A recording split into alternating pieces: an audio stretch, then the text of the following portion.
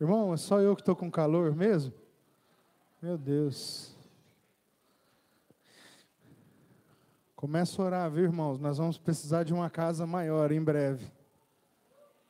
Começa a orar já para o Senhor já tocar no seu coração sobre isso. Amém?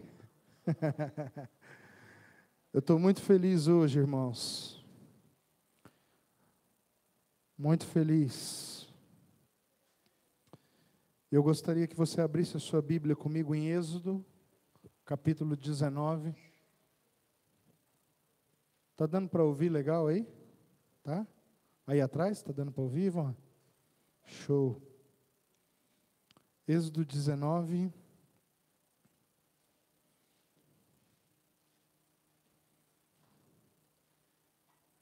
Fica bem no comecinho da Bíblia, viu, irmãos? O segundo livro.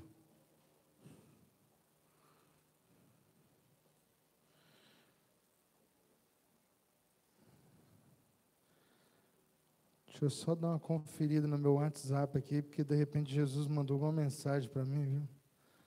Para eu mudar a palavra de hoje.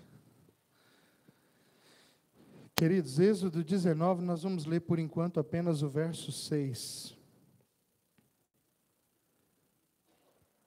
Êxodo 19, verso 6 diz assim: Vós me sereis reino sacerdotal e nação santa. São estas as palavras que falarás aos filhos de Israel. Mais uma vez, vós me sereis reino sacerdotal e nação santa.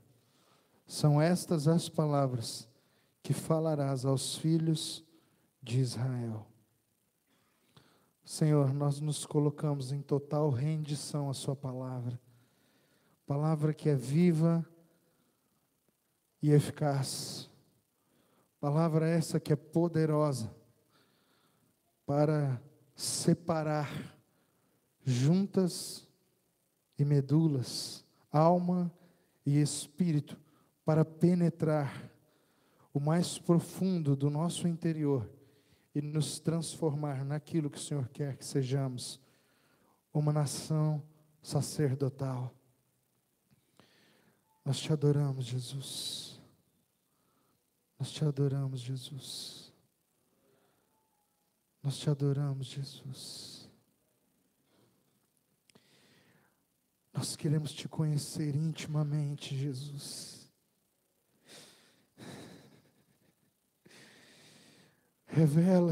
Revela-te a nós, Jesus. Não nos deixe mais nenhum dia sem a sua presença, Jesus. Essa é a nossa oração, Senhor. Amém. Irmão, eu queria pedir para você pôr seu celular no silencioso, viu, querido? Para não ficar tocando o barulhinho do WhatsApp, senão eu vou achar que Jesus está mandando uma mensagem para interferir aqui na palavra. Não coloca seu celular no silencioso, por favor.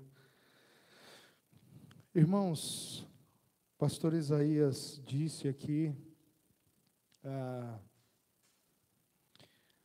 nessa semana, mais precisamente na terça-feira, eu recebi uma visita do Senhor, fui arrebatado dos sentidos e vi o arrebatamento da igreja. E o Senhor me mostrou como que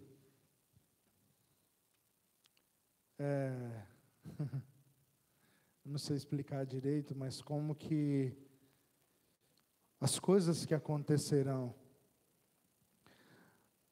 não como uma novidade, porque tudo está escrito na palavra, mas como uma realidade, coisa que às vezes nós temos dificuldade de acessar pela nossa mente carnal, pela nossa razão humana. E confesso para os irmãos que eu ainda estou digerindo essa experiência, algo muito forte, algo que eu não sei direito explicar o que aconteceu, Mas algumas coisas ficaram muito evidentes dentro de mim, e é sobre uma delas que eu gostaria de compartilhar com vocês hoje. Porque quando o Senhor, Ele estabelece a criação, Ele tem um propósito para estabelecer a criação, amém? Amém, irmãos? Vocês estão comigo? A criação não foi feita por acaso. Deus não estava lá sem nada para fazer, meio que cansado de estar à toa, enjoou da voz dos anjos, aí pensou com ele mesmo, vou dar uma divertida, vou fazer alguma coisa diferente, vou criar a terra, colocar um bando de doido nela. Rapaz, que água boa, hein, Glauco? Quentinha, cara. Uma maravilha. Quentinha, assim é gostosa. Irmão, já que ninguém trouxe tereré hoje, por acaso alguém tem um chimarrão aí? Essa água aqui está no ponto. Queimou o bebedor, foi? Jesus amado. O ar-condicionado queimou também? O Senhor cria o universo, mais especificamente a Terra, o planeta Terra, coloca nele a sua criação, a sua identidade, e o coroa com a humanidade com um propósito muito específico. O propósito é que o Senhor gostaria, desejou, dentro de si mesmo, manifestar o seu amor. Então, o propósito principal do Senhor na criação é colocar para fora o amor que Ele carrega, o amor que Ele é. O amor cumpre o seu propósito se ele não for externado? Sim ou não? Não. Então, Deus é amor. Para cumprir o propósito do amor, Ele precisa criar algo que possa ser alvo desse amor que Ele é. Só existe sentido na criação, primeiro, porque Deus é amor. Porque se Deus não fosse amor, não existiria criação. Mas porque Deus é amor, o amor não cabe em si mesmo. Então ele sai para fora. E quando o amor sai para fora, o universo surge como obra da criação. Uau! Então preste atenção, a primeira coisa que precisa estar dentro de você. Você não é obra do acaso, você é obra do amor de Deus. Amém? Segundo, para que o propósito do amor se cumpra, sai de dentro para fora e alcance o outro, é preciso ter com o outro o quê? Relacionamento. Está entendendo isso, irmãos? Então, o propósito do universo está em Deus, mas o propósito de Deus é amor. E porque Deus é amor, Ele cria. E porque Ele cria para que a sua criação receba o seu amor. Mas como é que a criação vai receber o amor de Deus? Através do relacionamento, da relação. Então, o Senhor prepara o cosmos para dar à sua coroa, que seria a humanidade, condição de vida. Sem o universo, o homem não teria condição de vida. Então, por que o universo existe? Para dar condição de vida a nós. Meu Deus, cara, galera de Ji-Paraná, hein? Meu Deus, hein? Que é isso, hein? Caverna Jipa aí. O profeta não tem honra na sua casa, né, varão? Vocês têm que vir lá de fora, né, varão? Para me abençoar aqui.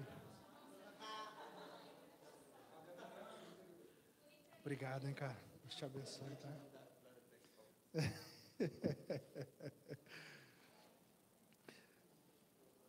Glória a Deus. Então, veja bem, queridos. Se concentre, porque se você perder essa introdução, você vai, sabe o quê? Perder a introdução. Então, não perca a introdução. Então, veja bem. O cosmos existe para dar condição de vida ao homem. Só que dentro da criação, existe também o inimigo das nossas almas, porque ele se rebelou contra Deus e foi lançado como pré-julgamento no universo, longe daquele lugar inacessível àqueles que estão em inimizade contra Deus, a eternidade. Então o Senhor pega um lugar no meio da criação e separa, chama esse lugar de jardim no Éden. Então, no meio da criação, feita para dar condição de vida ao homem, homem esse que é o alvo do amor de Deus, que não consegue ficar dentro de Deus, tem que sair para fora, senão não é amor. Ele dá a esse homem um lugar especial para a relação. No meio de tudo isso, Deus então prepara um lugar mais especial ainda. Qual é o objetivo disso? Dar plenitude de relacionamento ao homem, à humanidade. Quando eu digo ao homem, estou me referindo a todos os homens, à humanidade. Amém, queridos? Como é o nome da plenitude da relação? Como se chama? A plenitude de uma relação. Intimidade. Plenitude. Hã? Amém, queridos? Qual é o ápice de uma relação? É a intimidade. Esses dias eu estava vendo alguma coisa aí, não sei se foi o Rafa que me falou, mas alguém disse, porque a gente tem um entendimento aqui na caverna, nós falamos muito sobre a mesa, né? E o Rafa comentou comigo, acho que o pastor Josi, se não me engano, falou que a mesa é um lugar de intimidade, porque nós falamos isso mesmo, nós acreditamos que a mesa é um lugar de intimidade. Mesa fala de comunhão, mesa fala de relacionamento, mesa fala de amizade, mesa fala de um lugar de partilha, mesa... Bom, enfim, se eu for falar sobre a mesa, a gente vai ter que falar uma outra mensagem sobre isso, né? Mas presta atenção, e parece que alguém disse, não, mesa não é lugar de intimidade, não é, Rafa? Foi você que comentou comigo, né? Se não me engano, é o quarto que é lugar de intimidade. Depende. Você leva os seus amigos para o seu quarto para ter intimidade com eles? Aonde você tem intimidade com seus amigos? Na mesa. Então, mesa é sempre um lugar de intimidade. A diferença é que plenitude da relação sempre se chama intimidade. Mas dentro da intimidade nós temos ainda níveis de intimidade. Existem pessoas que eu tenho intimidade.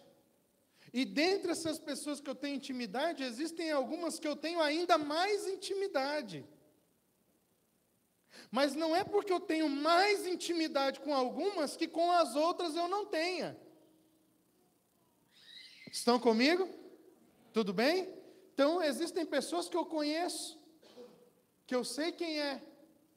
Existem pessoas que eu conheço e sou conhecido por elas. A essas nós já chamamos de amigos. Só é amigo alguém que evoluiu para um nível de intimidade maior do que o conhecimento. Tudo bem? Mas entre os amigos eu ainda tenho aqueles que têm mais acesso à relação comigo. E a esses nós normalmente vamos ter o que com eles? Mais intimidade. Amém? Então presta atenção, fica a dica, eu vou abrir um parênteses aqui para dizer. Tem muito casal que tem sexo, mas não tem intimidade. Porque intimidade só pode ser resultado de uma relação plena. Sexo é conjunção carnal. Não foi isso que Deus deu ao homem. Deus deu ao homem intimidade, inclusive na relação conjugal. A relação sexual era para ser simplesmente uma consequência natural da intimidade plena. Um casal deveria se relacionar sexualmente quando a relação deles estivesse tão plena que naturalmente a ação sexual aconteceria. É isso que o Senhor fez. Então tem muito casal que está tendo conjunção carnal, mas não tem relação de verdade, relacionamento. Não tem intimidade. O que acontece quando há apenas conjunção carnal? A relação esfria, porque na verdade ela está sendo minada, normalmente pela falta de diálogo, pela ausência de interesse mútuo no relacionamento. O prazer nunca vai substituir a intimidade. Então escute isso, toda vez que você se relacionar, seja com um amigo, seja com um filho, seja na sua empresa, simplesmente por prazer, a sua relação tem dias contados, ela vai fracassar, porque o prazer uma hora vai acabar. O que renova o objetivo da relação e que acaba trazendo o prazer na relação é a intimidade. Então presta atenção, o Senhor não quer te fazer feliz, te dar prazer. O Senhor quer ter com você intimidade. Mas me parece que a igreja está se comportando nos últimos dias como uma prostituta, que se deita por prazer e ainda cobra de Deus os seus favores. Nós vamos a um culto como esse, levantamos as mãos, oferecemos alguns sacrifícios e depois cobramos a conta no final da reunião. Olha aqui, Deus, o que eu estou te pedindo? É como um serviço de uma prostituta. A igreja está se vendendo a Deus, ela não está tendo intimidade. Porque na intimidade, muitas vezes, nós não saímos totalmente satisfeitos no prazer, mas nós saímos conscientes da plenitude da relação. O que importa para o Senhor não é nos dar prazer, mas é que a presença dEle em nós seja o nosso prazer. Aleluia! Essa é a impressão que eu tenho, irmãos. A igreja brasileira, ela se comporta como uma prostituta, ela vende a sua intimidade, interessada apenas no prazer do encontro com Deus, mas no final ela apresenta a fatura: preciso desse milagre, ou você me dá o meu milagre, ou eu não volto mais aqui. Preciso desse emprego, se você não mudar a minha sorte financeira, vou te dar 30 dias aqui, viu Deus? 30 dias você tem conjunção carnal comigo. Prazer. Dentro desses 30 dias, se o meu emprego não vier, eu não volto mais na sua casa. Pior, alguns de nós tratamos Deus como se Deus fosse o nosso servo.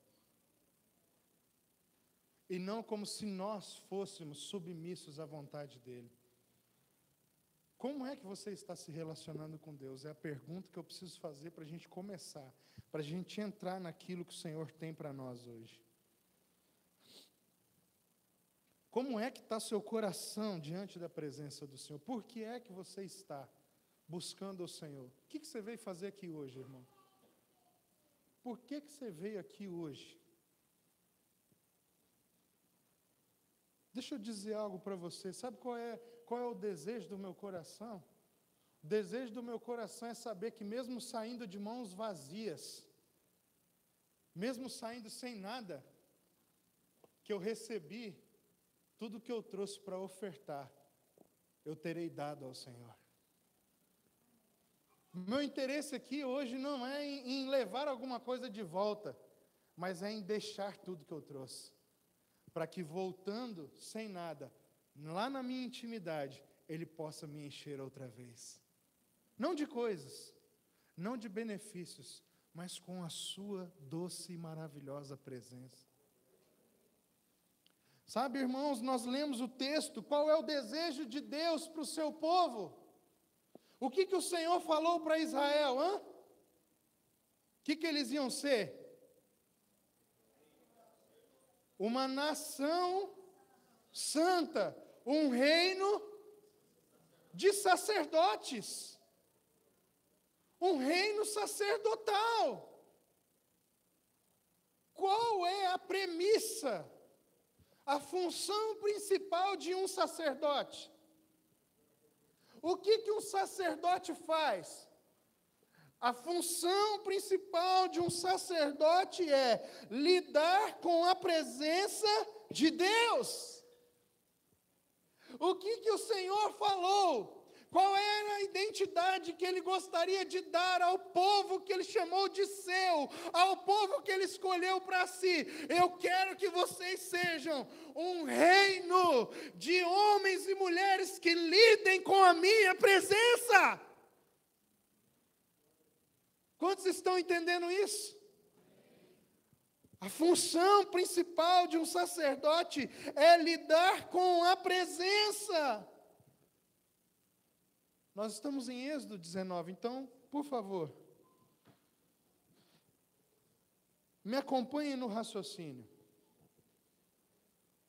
Êxodo é o início da história de libertação do povo de Israel.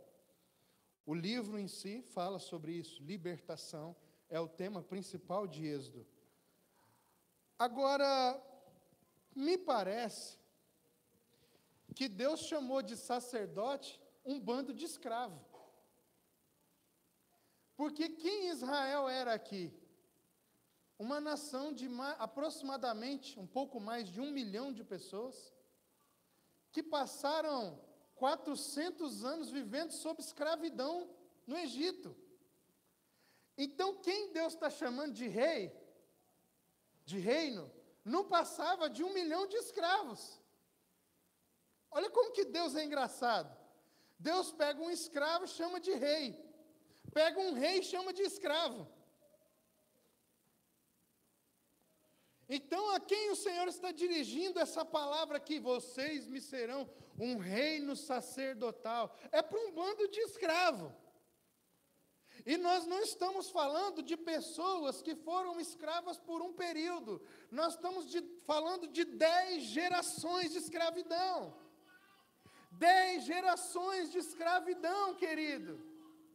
São 400 anos sob o regime de escravidão no Egito. Israel não sabia mais qual era a sua identidade. Israel não conhecia mais qual era o propósito do seu Deus.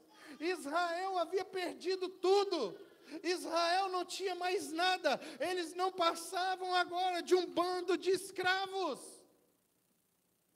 E é sobre esse bando de escravos que o mesmo Deus que criou tudo lá no Éden e separou um lugar para que Adão e Eva, representando a humanidade, lidasse com a presença dele. Ele pega agora esse homem bem piorado do que ele tinha feito, sem condição nenhuma de entender, e diz: vocês serão um reino daqueles que vão lidar com a minha presença.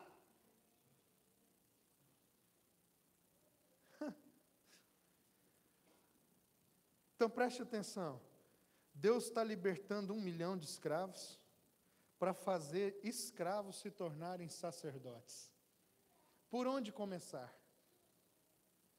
Qual é a primeira coisa que o Senhor vai fazer? Você acha que um escravo sabe se relacionar? Sim ou não? Por que não? Agora eu te apertei. Hã? Porque ele nunca teve intimidade? Ok, mas como assim? Não tem referência? Mas o escravo não conversa lá com seus capitães, um escravo não conversa lá com o faraó. Hã?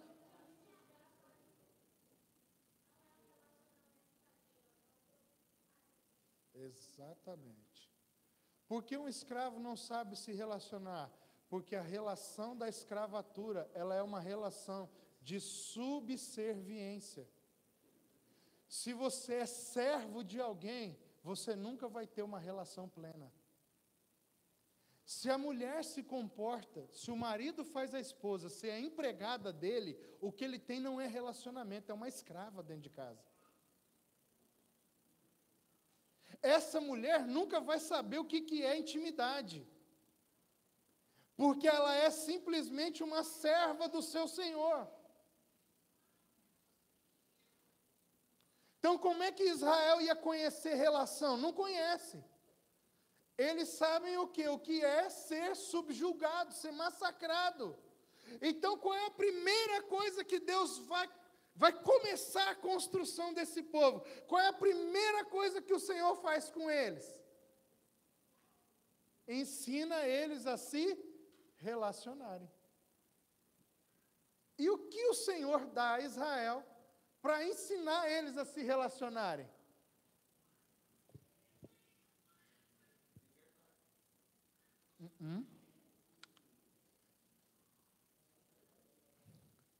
O Senhor dá a Israel a sua palavra, os 10 mandamentos. Êxodo 19, ele diz: vocês serão para mim uma nação de sacerdote. Êxodo 20, ele diz: venham até a montanha, e na montanha, no cume da montanha, em Sião, o Senhor dá as 10 palavras, como em hebraico diz que são 10 palavras, não são 10 mandamentos, são 10 palavras hebraicas que o Senhor escreve com o seu próprio dedo numa pedra. As 10 palavras hebraicas carregam o sentido de uma instrução. Porque Deus está pegando 1 milhão de escravos, que não tem ideia do que é uma relação, e vai transformar eles num reino sacerdotal. Por onde ele precisa começar? Com uma instrução básica da sua vontade. Presta atenção, queridos. Se eu pego um escravo e subjugo ele, de novo, eu liberto o escravo? Não, eu só mudo o Senhor. Presta atenção, como nós vemos equivocadamente Israel entendeu errado. Porque a mente deles era de escravos, eles entenderam que a lei era o novo Senhor, o Senhor de escravos da vida deles. Está entendendo? Só que não era o propósito do Senhor. Inicialmente o Senhor dá a eles 10 palavras que os instruem sobre uma relação. Amarás o Senhor teu Deus sobre todas as coisas. Olha que coisa incrível. Isso fala, amor é sobre um relacionamento. Não é sobre ser mais escravos, não é façam um monte de coisas para mim, é simplesmente me amem, se coloquem na minha presença, desfrutem do meu amor que é real. Só que, quando um escravo ouve um desejo, se ele não se de fato consumou livre, ele entende que o desejo da outra pessoa é para ele uma obrigação. Quantos estão pegando isso no seu espírito? O Antigo Testamento não é sobre uma aliança de lei.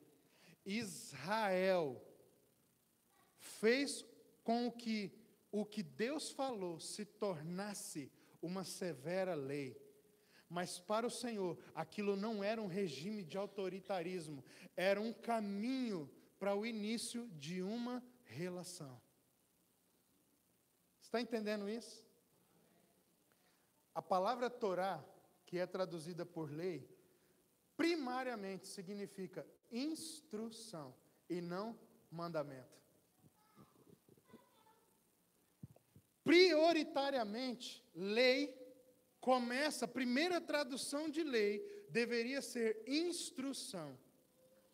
Só que nós estamos tão habituados pela religião a sermos súditos e não filhos amados, que ao longo da história da igreja, a expressão mandamento chegou a se tornar um ídolo. Então Deus, o poderoso, tirano, soberano, o velhinho branco sentado no seu trono com o cetro que cospe raios sobre pessoas desobedientes, que mata aquelas pessoas que não estão fazendo exatamente o que Ele quer, do jeito que Ele quer, na hora que Ele quer. Essas pessoas têm até medo de pensar que não é uma obrigação fazer aquilo. Queridos, Deus não tirou os escravos para mudar o dono deles. O Senhor nos libertou. Ser escravo do Senhor é uma opção que você voluntariamente pode ter.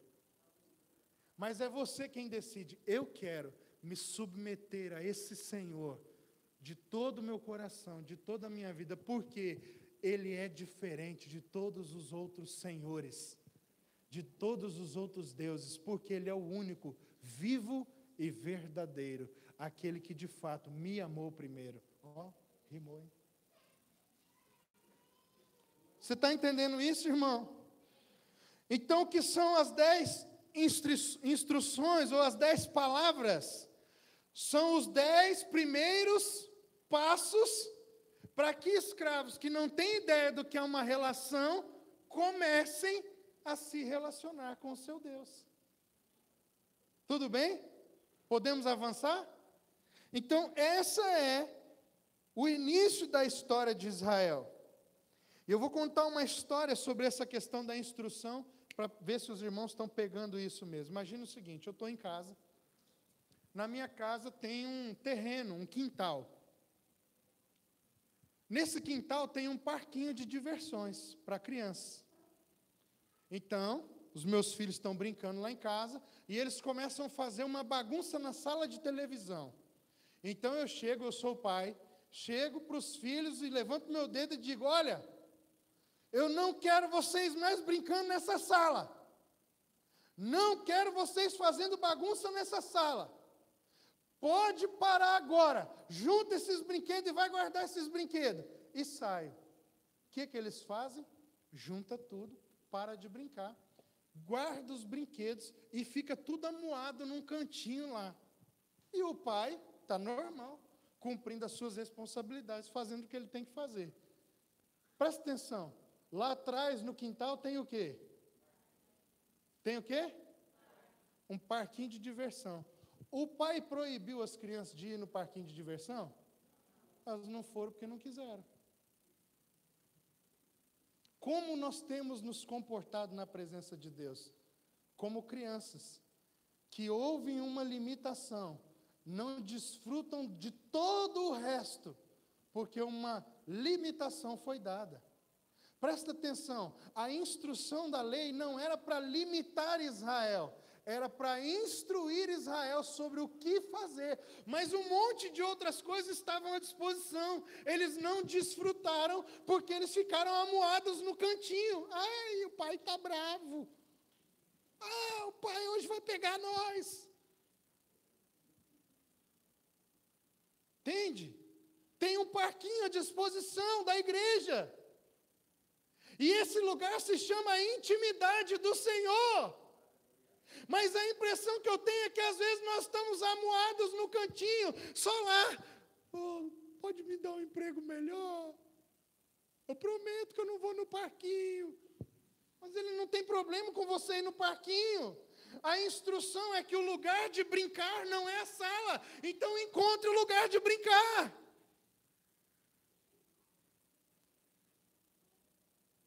Quando Israel, queridos, quando Israel prefere ouvir Moisés do que ouvir a Deus, eles estão fazendo uma escolha. Vocês se lembram que, eu não quero ler o texto para a gente ganhar um tempo, que o Senhor chama Israel para ir até a montanha também. Quando eles chegam, a montanha está pegando fogo, gente. Trovão, relâmpago, tem uma nuvem densa, escura no topo da montanha. Eles olham assim, um bando de escravo. Só que quem tinha libertado eles? Quem tinha comprado eles lá no Egito? O Senhor. O Senhor tinha comprado eles. Aí agora o Senhor deles chama eles. Vem para cá, quero falar com vocês. Aí eles falam, não, Senhor, nós temos medo. Fala você com Moisés, e Moisés fale conosco. O que Israel fez? Quando eles tomaram tal postura, rejeitaram a presença e escolheram andar pela lei. Fala Deus com Moisés. Moisés e Deus, face a face. Moisés e Deus, chegado, íntimo. Deus e Israel tinham um intermediário. O intermediário se chama lei. Por quê? Fala Deus com Moisés, Moisés fale conosco e nós ouviremos. Irmãos, muitos de nós estamos escolhendo alguém para falar com Deus no nosso lugar. Querido, eu queria que você entendesse que você está rejeitando a presença do Senhor quando você faz isso. Você pode ser meu amigo, você pode ser muito bem intencionado, você pode ser até membro aqui da caverna. Isso não torna você íntimo de Deus. O que torna você íntimo do Senhor é, Moisés fala comigo é coisa nenhuma. Eu quero ver o Senhor face a face. Eu vou subir essa montanha, nem que for amarrado no rabo do jegue. Ninguém me tira desse lugar. Eu quero ver o Senhor, eu quero conhecer o Senhor. Por quê? Porque a intimidade dele está disponível para mim. Foi para isso que ele me criou. Foi isso que Jesus conquistou para mim na cruz. E a única coisa no universo que você e eu não podemos abrir mão é de conhecer o Senhor e ter intimidade com ele. Cara, você não precisa ganhar um carro de Deus, você não precisa ter um emprego melhor, mas você precisa conhecer e ser conhecido, você precisa de intimidade.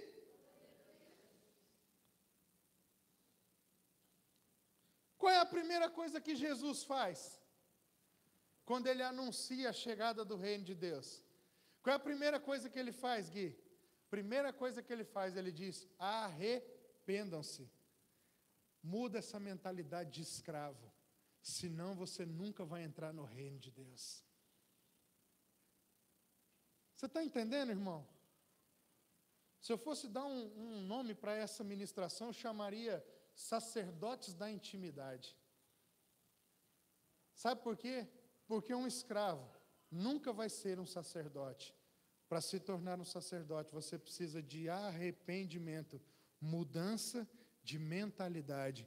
O Senhor não quer que você seja um escravo da lei. Ele quer que você conheça-o face a face, na sua intimidade.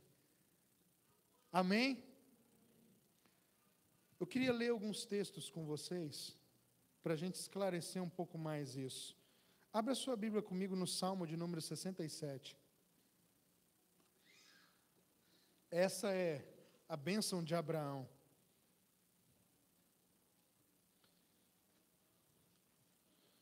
Por quê? Porque eu sou batista, né, irmão? E você sabe como é que é? A gente foi para o seminário batista, a gente conviveu com teólogos batistas, a gente aprendeu tudo com batista, e a vida inteira eu entendi que desejar ver o Senhor face a face era como se fosse um pecado. Porque Deus não pode ser visto. Se alguém vê a Deus, vai morrer. Só que, inevitavelmente, parece que isso comunica uma outra coisa ao meu coração. Você deve ter medo da presença de Deus. Você não deve desejar conhecer o Senhor intimamente. Você deve ficar nessa relação aí intelectual. Você sabe que Deus está aqui agora, mas não deseja chegar mais perto, não. Fica meio na sua. Se você aproximar muito, você vai ser fulminado. Você também pensa assim ou não? Eu pensei assim muito tempo, irmão. Tinha medo. Mesmo já pastor, eu ainda pensava assim, de vez em quando, será que eu posso ir lá? O pessoal conta umas histórias sobre a presença de Deus, né?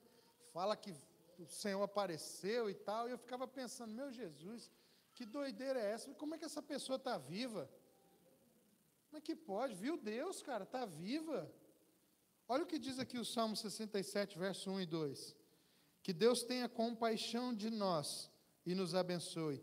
E faça resplandecer o seu rosto sobre nós, para que se conheça na terra os teus caminhos e em todas as nações a tua salvação. O que esse texto está dizendo? Para fazer o rosto resplandecer, onde é que essa pessoa estava? Diante da face do Senhor. Só tem como o rosto resplandecer sobre você se você estiver vendo o rosto. Senão não tem como o rosto resplandecer sobre ti. Qual é o desejo de Deus? Só tem um jeito de ser salvo, irmão. Pela graça de Deus, num lugar de intimidade com o Senhor. Mateus capítulo 7. Naquele dia muitos dirão: Senhor, Senhor, em teu nome pregamos, curamos, expulsamos demônio, em teu nome nós fizemos um monte de coisas, e eu lhes direi: apartai-vos de mim, porque eu não vos conheci. Ou seja, o propósito de Deus não é salvar. Deus salva o homem para cumprir nele o seu propósito. Qual é o propósito de Deus? Ter intimidade. Então tem muita gente que pensa estar salvo, mas na verdade continua perdido em si mesmo. Só mudou de religião, continua perdido, porque não conhece o Senhor. Se você está salvo, você tem algum tipo de relacionamento com o Senhor. É fato que talvez nós estamos começando, engatinhando a caminhada, mas você precisa conhecer Jesus. Outro texto que eu gostaria de ler, Êxodo 33, 11. Eu quero saber, irmãos, será que é possível ver o Senhor face a face? Será que isso é permitido ao homem? Será que não é muita ambição o que eu estou falando aqui hoje? Será que não é até uma certa prepotência espiritual dizer que eu quero ver Jesus face a face? Que eu quero sentir a presença dEle todos os dias na minha vida? Eu quero ter intimidade, eu quero ouvir Jesus falar comigo assim, ó, audivelmente, todos os dias, irmão. Eu quero estar andando na rua e ver Ele. Ainda que vocês não vejam, só eu esteja vendo. Não tem problema. Porque se você quiser ver, você vai ter que buscar também. Eu não vou buscar por você. Se você quiser ver, busca. Está disponível. Vamos ver se isso é bíblico ou não. Êxodo 33. Vamos ler apenas o verso 11, para a gente ganhar tempo.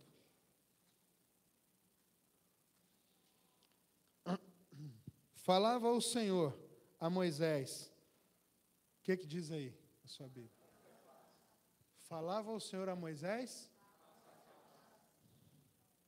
como quem fala com o seu amigo. É permitido ou não é falar com o Senhor face a face? Se Moisés, na lei, falou face a face, imagina nós que estamos em Cristo, na graça. O problema da igreja é que nós continuamos nos comportando como escravos. Não é que a presença não esteja disponível. Deuteronômio capítulo 3, anota. Deuteronômio capítulo 4, Deuteronômio capítulo 5, você vai ler em casa depois. Fala qual era o desejo de Deus para Israel. E o Senhor fala a Moisés: eu queria falar com o meu povo face a face, mas o meu povo me rejeitou. O que Deus deseja, irmãos? Uma nação santa, um reino sacerdotal. E o que é isso? Homens e mulheres que estão diante do Senhor dia e noite, contemplando a sua face, enxergando a sua beleza e tendo os seus rostos resplandecentes da sua glória, para que o mundo conheça a tua salvação. Aí nós criamos metodologias na igreja em célula, igreja não sei no que, igreja na visão não sei de quem, igreja na visão... irmãos, Você precisa ver o Senhor, porque quando você ver o Senhor, quem estiver ao seu redor vai ver o Senhor em você. Você não precisa de um método, cara. Você não precisa de uma estratégia para fazer discípulos. Você precisa conhecer Jesus. Moisés, Juízes. Vá para Juízes.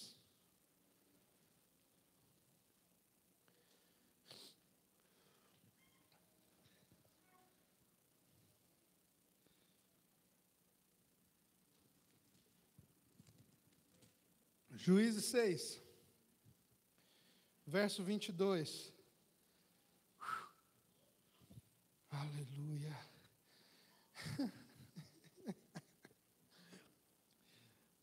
Talvez alguém diga, mas Moisés foi único. Olha o que diz Juízes 6, 22. Então Gideão viu que era o anjo do Senhor e disse: ai de mim, Senhor Deus, que viu o anjo do Senhor face a face. O Senhor, porém, lhe disse: paz seja contigo, não temas, não morrerás. Morre ou não morre, se vê o Senhor face a face? Ué, mas eu aprendi que morre, mas Gideão viu. O anjo do Senhor aqui é a própria teofania de Jesus. O anjo do Senhor é a linguagem veterotestamentária para dizer quem apareceu foi Jesus. Jesus apareceu em forma de anjo. E Gideão vê ele face a face, cai de joelhos, grita: ai de mim. E ele diz: não temas, não morrerás. Por quê? Porque o maior desejo de Deus é que você o veja, é que você o conheça, mas você tem que mudar a mentalidade de escravo. Para não ficar só nas minhas palavras, Isaías capítulo 6.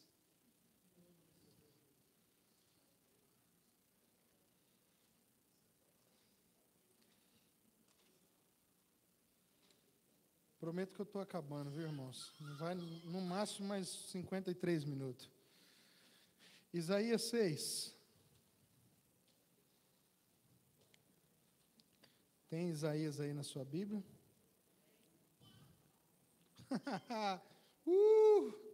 Irmãos, eu chapo demais lendo a Bíblia. Olha isso aqui.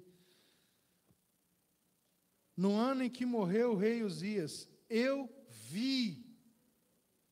Ninguém contou para ele, irmão. Eu vi o Senhor assentado sobre um alto e sublime trono, e a aba do seu manto enchia o templo. Então, espera aí. Moisés, Gideão e Isaías. Alguém falou alguma coisa? Tem alguém querendo pregar comigo? Vamos para Apocalipse agora, Apocalipse. Porque senão vão falar que é só no Antigo Testamento. Apocalipse. Vou pular logo para o fim, viu? Mas tem mais gente nessa história aí.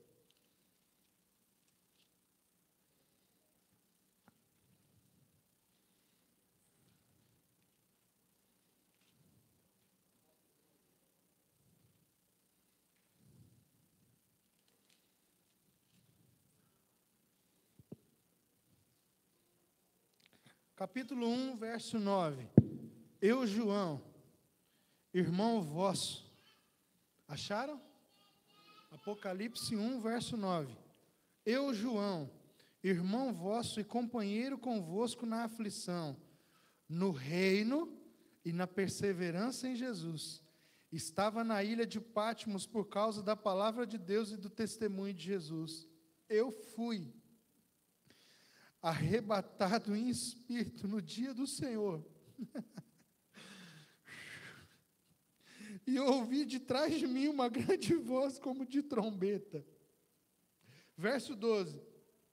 Voltei-me para ver quem falava comigo. E ao voltar-me, vi 7 candeeiros de ouro. No meio dos 7 candeeiros, alguém semelhante a um filho de homem, vestido com vestes talares e cingido à altura do peito com um cinto de ouro. A sua cabeça e seus cabelos eram brancos como a lã.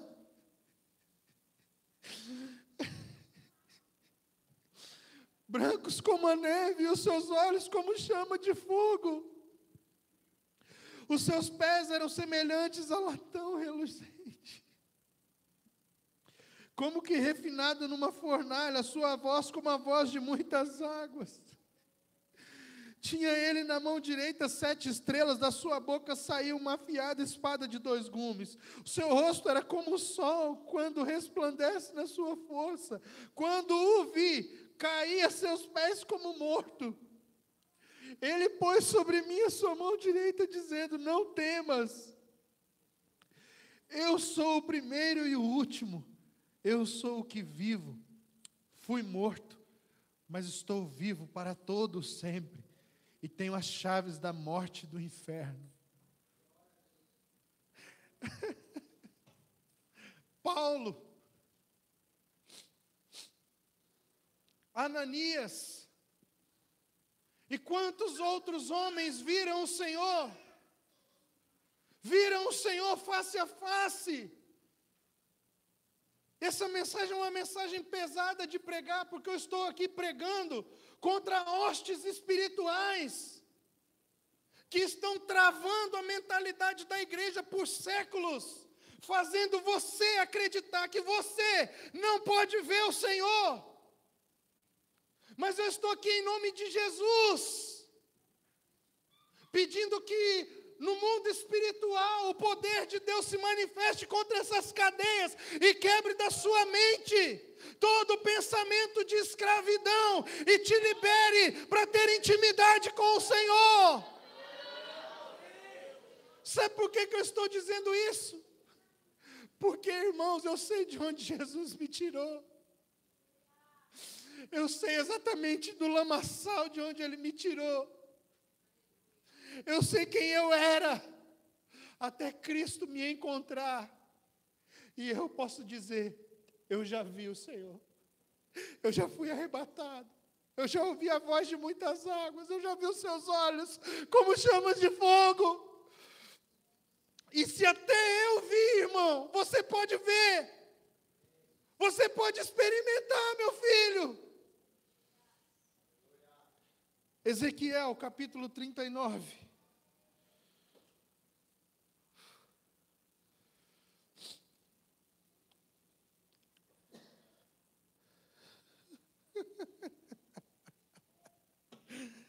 Olha o que diz Ezequiel 39, verso 29.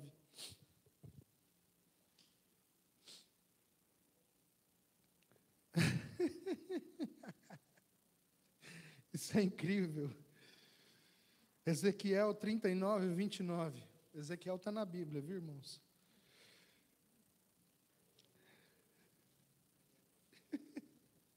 E tem gente que acha que isso aqui não é possível. Olha o que diz aqui: já não esconderei deles a minha face, pois eu derramarei o meu espírito sobre a nação de Israel, diz o Senhor. O Espírito foi derramado sobre Israel. O Espírito foi derramado sobre as nações. E ele diz, por que ele não vai mais esconder a face dele? Porque ele ia derramar do Espírito dele. Eu te pergunto, o Espírito já foi derramado, sim ou não? Então você pode ver a face do Senhor. Vamos, igreja, acesse esse lugar de intimidade. Por favor, não se contente com conhecer coisas, com saber informações acerca de Jesus. Ele quer que você o encontre de verdade, de carne assim, ó, igual você está me vendo. Você pode acessar isso, mas você precisa ser destravado da mente de escravo. A mente romana, babilônica, que por uma religião fria e morta, nos fez desacreditar que Deus pode ser experimentado, que Deus pode ser sentido, que Deus pode ser ouvido. Está repreendida essa mentalidade em nome de Jesus. Eu não esconderei mais deles a minha face, disse o Senhor.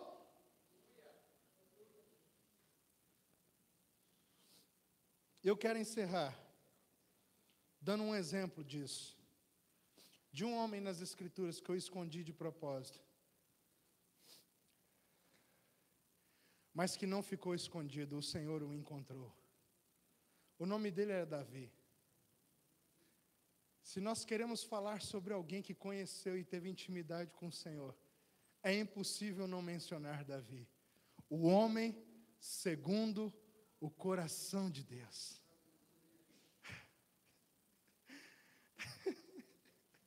Irmão, Davi é o cara mais violento. Sabe por quê? Eu vou tentar ser breve.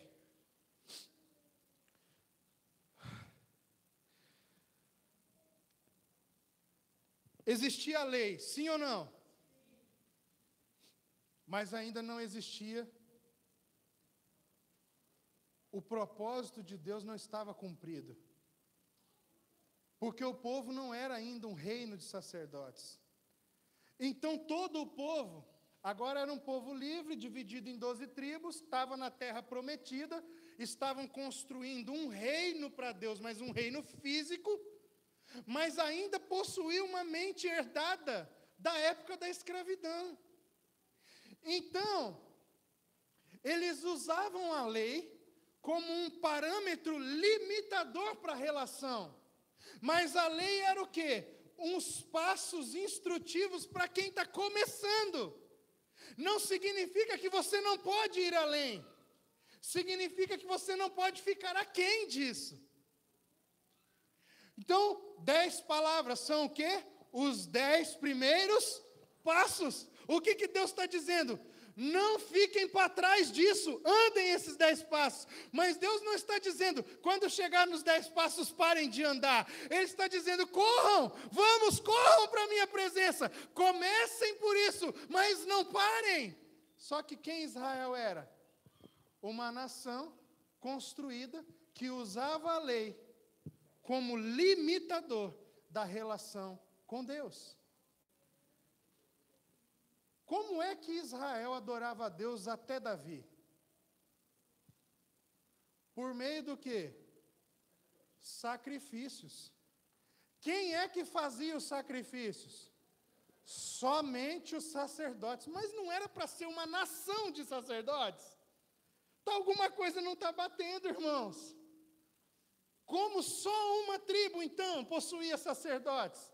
Se a nação inteira era para ser de sacerdotes. Ei, Fabinho, como que se adorava a Deus? Como que se relacionava com Deus, então? Por meio dos sacrifícios, através dos sacerdotes, em um único lugar, chamado tabernáculo. Estão comigo? Depois, quando Davi reina, isso mais para frente, ele mesmo pede ao Senhor e coleta todo o material para construir um templo para Deus que substitui o tabernáculo, mas quem executa de fato a obra é só o filho dele, Salomão, mais para frente um pouco. 40 anos Saul, 40 anos Davi e mais 40 anos Salomão. Então veja bem, não existe templo ainda, só existe o tabernáculo, mas o tabernáculo já era um projeto, um modelo daquilo que viria a ser o templo. Então no tabernáculo, os sacerdotes levavam o sacrifício e o povo de Israel estava contente com isso. Nós adoramos a Deus. Ninguém explicou para Davi isso direito. Davi pegava a harpinha dele aqui, irmão, ó. Pegava a harpinha dele aqui, ó.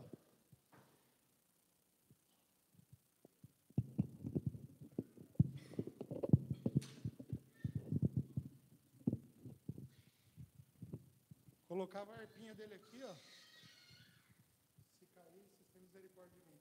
Pegava a harpinha dele aqui, ó, o cajadinho. Pegava o cajadinho dele aqui, ó, e ó, tocando as ovelhinhas.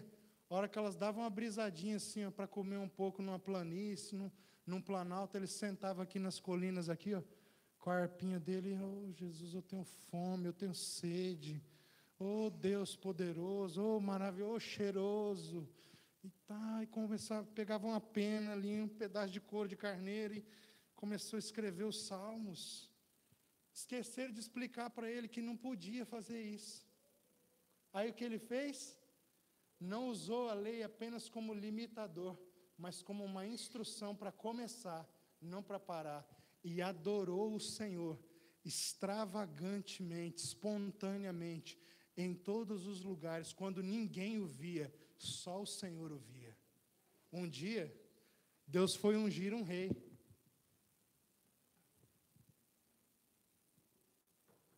Deus foi ungir um rei no lugar de Saul. Quem conhecia Davi em Israel? Ninguém. Até a própria família de Davi o rejeitava. Só que tinha alguém que Davi conhecia, que ninguém nem sabia que ele conhecia, o próprio Senhor. Davi era amigo de Deus, porque enquanto todo mundo levava sacrifício, Davi se tornava o sacrifício com a sua harpa, lá no meio das ovelhas rejeitadas, das poucas ovelhas que ninguém queria cuidar, mas ele se propôs a cuidar para honrar a casa do seu pai. Quem está entendendo isso? Davi adorou o Senhor de uma forma inovadora, Wesley. Ninguém falou, pode tocar.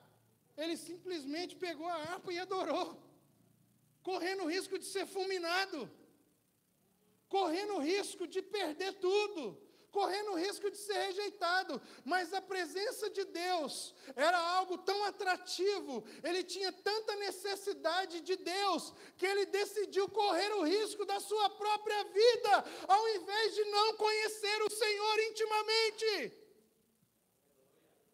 E você, meu irmão, o que você está fazendo com a sua harpa? Ou você prefere que os sacerdotes entreguem seu sacrifício? Porque no reino de Deus, só tem duas posições. Ou você continua escravo, ou você se torna sacerdote. Não tem meio termo. Qual é o problema? Sobre os sacerdotes, eu já sei qual é o destino deles. Está garantido. Entrem, benditos do meu Pai. Agora, sobre aqueles que são escravos, mesmo parecendo que estão em Cristo, eu não tenho certeza.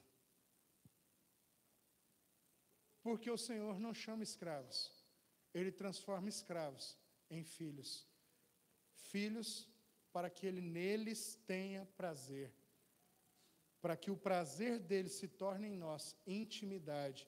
E na intimidade com Ele, nós cumpramos o seu propósito para a nossa vida entre as nações.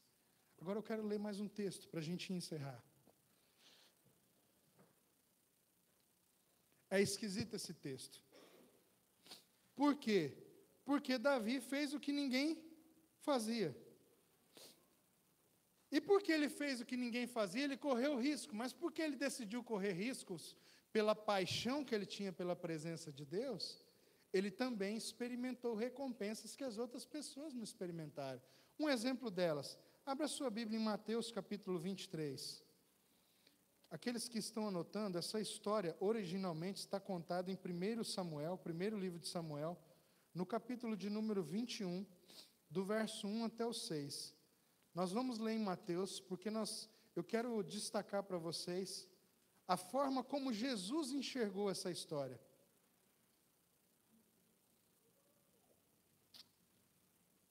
Mateus capítulo 23, verso 4. Atam fardos pesados.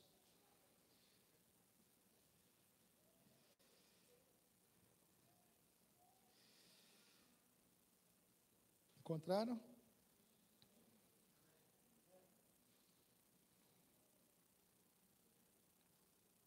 Vamos ler um pouquinho antes, tá? Verso 1 e 2 mesmo.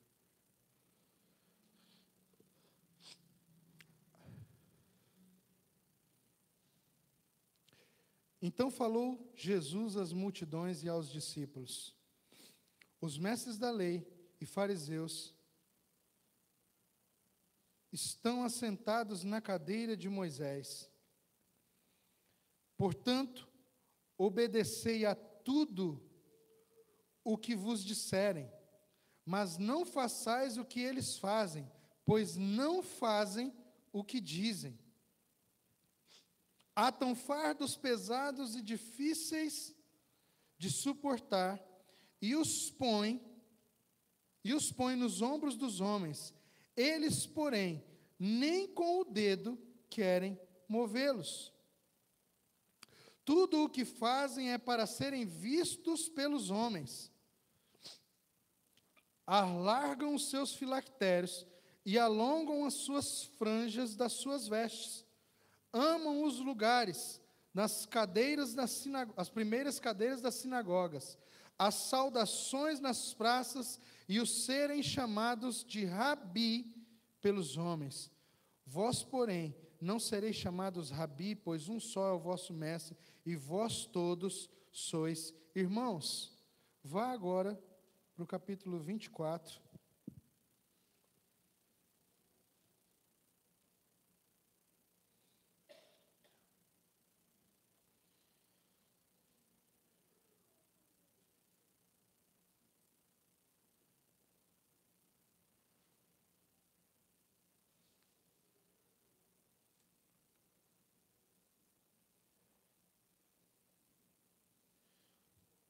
Perdão, irmãos, volta aqui para o capítulo 12 primeiro.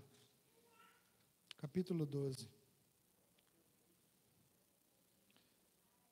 Vou encerrar com esse daqui. Capítulo 12, verso 3.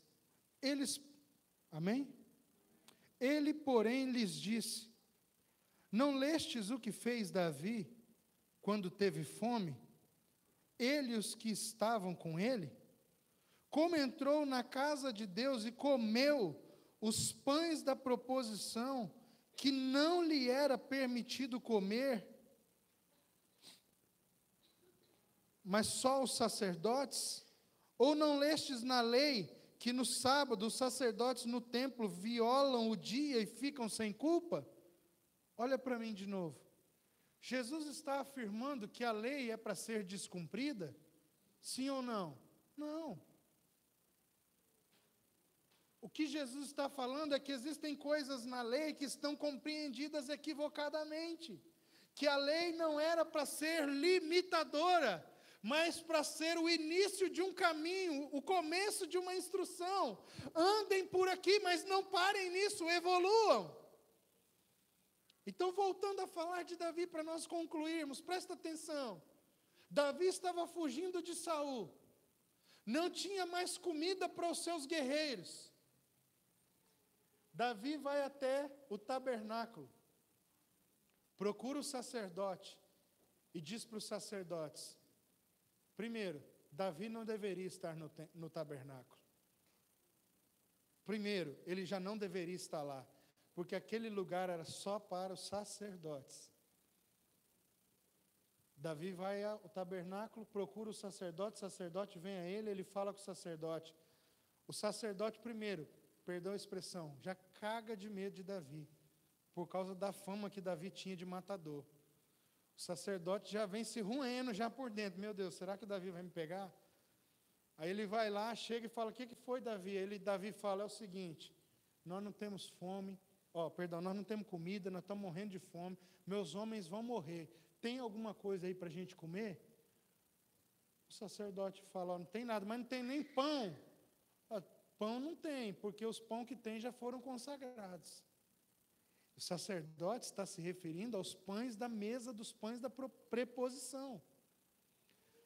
Os pães da mesa da preposição eram um símbolo que futuramente era um símbolo passado do maná no deserto, mostrando que quem sustenta o povo é o próprio Deus, mas eram também um símbolo profético daquilo que Cristo viria a ser e se tornar para o povo de Deus. Em João capítulo 6, Jesus diz: eu sou o pão vivo que desce do céu. Ou seja, quem sustenta vocês não é mais o maná, não é mais uma ação milagrosa de Deus. Vocês precisam agora da minha vida, comer da minha carne e beber do meu sangue. Jesus está dizendo dele mesmo, da presença de Deus, a própria presença de Deus encarnada que é Cristo. Eu sou agora a vida que vocês precisam. Os pães da mesa da preposição profeticamente simbolizavam esse Jesus, pão vivo. Cara, Davi pega os pães da mesa da preposição e alimenta o seu exército. Jesus vai falar contra a mentalidade escrava dos religiosos legalistas que amam a lei mais do que a presença de Deus. Qual é o exemplo que ele usa? Davi. Vocês não leram o que Davi fez? Como ele pegou os pães que não era permitido da casa de Deus, como ele deu aos seus soldados, aos seus homens, o pão que só os sacerdotes era lícito comer, e não morreu. Te pergunto, por que Davi entrou, violou a casa de Deus, entre aspas, passou por cima das leis, e ainda assim não foi punido? Por quê? Porque o que o tabernáculo representava? O lugar da presença de Deus. Qual era o objetivo do tabernáculo? Ser o primeiro passo de uma longa caminhada que Israel deveria ter de intimidade com o Senhor. Onde é que Davi estava? Muito além daquele lugar. Davi não tinha usado a lei como limitadora, mas ele tinha usado a lei como uma instrução. Davi tinha mais intimidade com Deus do que os sacerdotes que manuseavam as coisas no templo. Então presta atenção, por que Davi comeu os pães da mesa da preposição e não sofreu dano algum? Porque quando ele estava com a arpinha dele, e ninguém via ele sozinho lá, ele já comia daquele pão. Davi era acostumado a comer daqueles pães muito antes, né, Glaico? Porque ele tinha uma relação de intimidade com o Senhor. Comer dos pães da mesa não fez mal nenhum para Davi, nem para os seus homens, porque Davi comia aquilo, Davi não comia os pães da mesa, Davi comia era o pão do céu, o pão vivo que desceu do céu. E qual é a certeza que eu tenho disso? Em Atos capítulo 13, o Senhor está falando sobre as sucessões de reino, e Ele diz: achei a meu servo Davi. Não foi Davi que encontrou Deus, foi Deus que encontrou Davi. E o que Davi fez foi simplesmente retribuir a paixão, o amor, a intimidade que o próprio Senhor estava desejando ter com ele. Por que eu estou compartilhando isso com você hoje? Alguns de nós estão comendo o pão da preposição da mesa. E ainda assim estamos mortos. Por quê? Porque nós não estamos buscando viver uma vida de intimidade com o Senhor. Eu estou apelando hoje, irmão, apelando. Não tem como viver sem ter intimidade. Não tem como continuar vivendo sem conhecer o Senhor face a face. Não aceite a mentira dos sofismas da religião, de que você não pode experimentar a presença de Deus. Você pode sim, ela é real, mas você precisa abrir a sua vida, a sua mente, seu coração e buscar ao Senhor com todo o seu ser. Faça isso nessa noite, faça isso amanhã, faça isso o resto da sua vida por todos os dias. Por quê? Porque é iminente a volta do Senhor. É iminente o seu retorno. A qualquer instante o Senhor vai voltar para buscar uma igreja madura, santa, irrepreensível, sem mancha, sem culpa. Uma noiva preparada, adornada para o Cordeiro. E quem é a noiva que está preparada? Aquela que está vigilante, ansiosa pela intimidade com o Senhor.